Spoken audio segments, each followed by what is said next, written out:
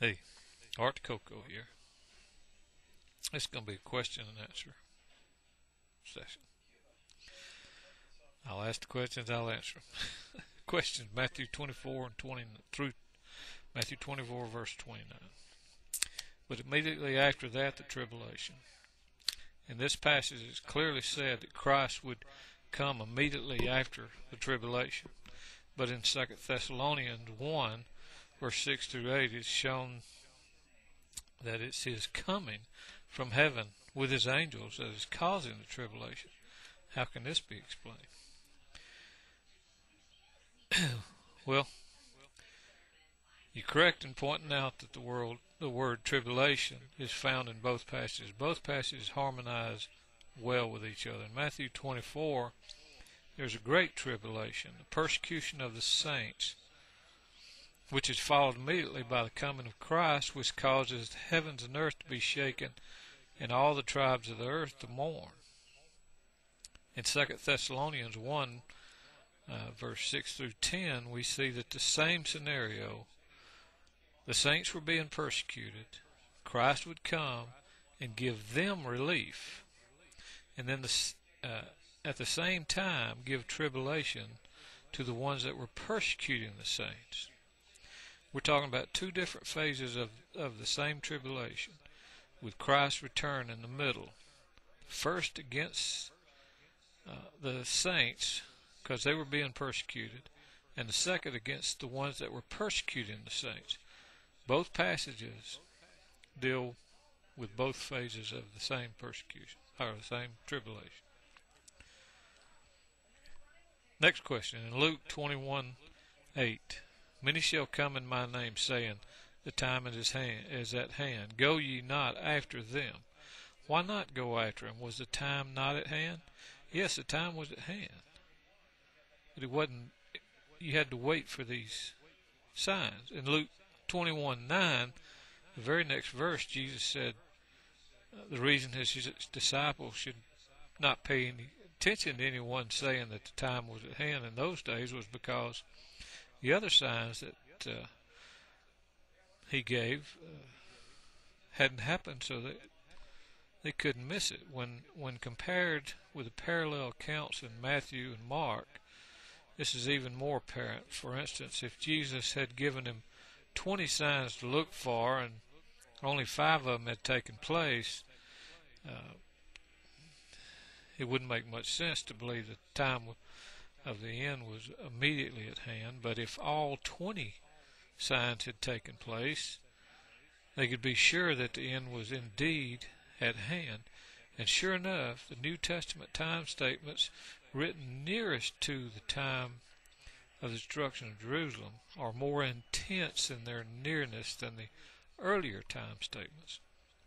There's another reason also. The people who were trying to lead away the brethren were probably caught up in some nationalistic mindset and looking for a materialistic kingdom or paradise.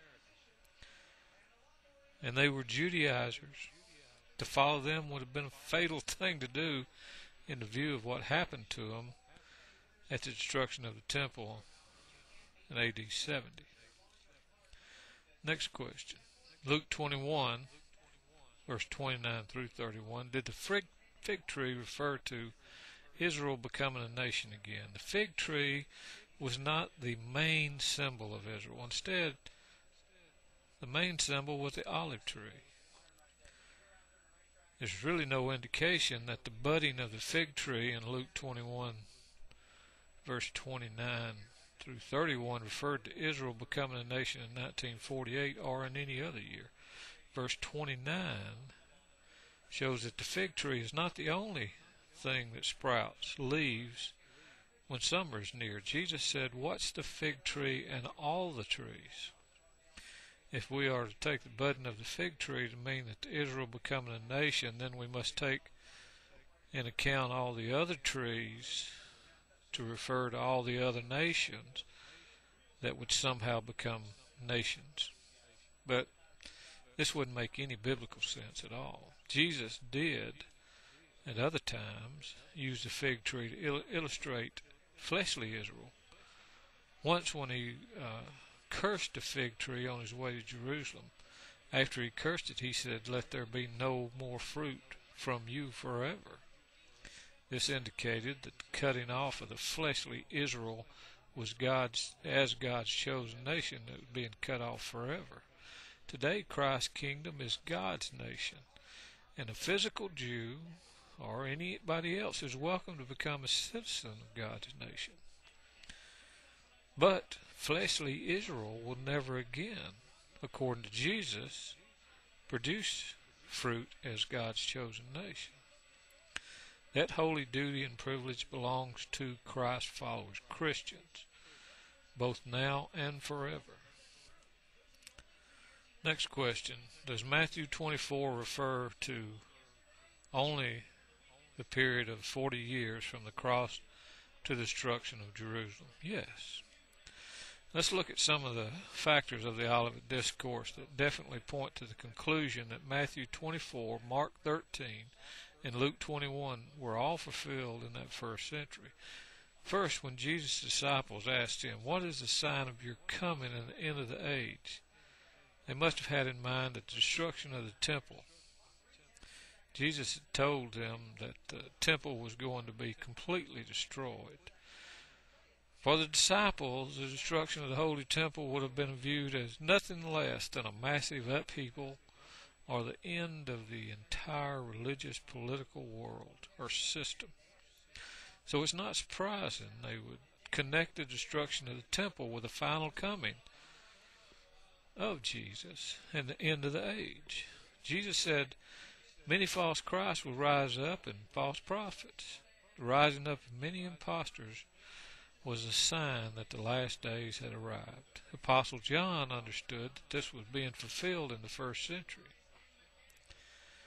He said this, "It is the last hour, as you have heard that the Antichrist is coming. Even now many Antichrists have risen up. By this you know it is the last hour."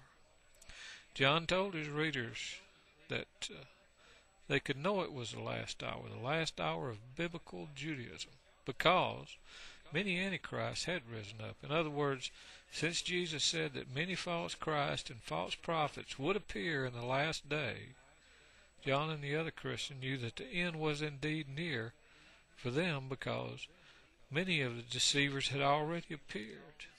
Jesus said, "And this gospel of the kingdom will be preached to the whole world as a testimony to all nations, and then the end will come." The good news had been preached to all the world by the time the book of Romans and the book of Colossians were written in the first century. In Romans 10:18, their voice, the voice of those preaching the good news, had gone out into all the earth, their word to the ends of the world. In Colossians 1:23, this gospel has been proclaimed to every creature under heaven. And there's several other verses that tell you that the gospel had been preached to the entire world, to every creature, the whole cosmos. Shortly after the good news was preached in the whole world in the first century, the end of the Old Testament world came to a fiery judgment at the destruction of Christ's enemies. Finally, in Matthew 24, Jesus said, "This generation will in no way pass away until all these things have happened." This generation means the same thing that it does in all the other places of the New Testament. It speaks of those living at that time. So all of Matthew 24 was indeed fulfilled within the 40-year period between the time Christ was crucified and the destruction of Jerusalem, including Christ's return at the end of the age. Thank you.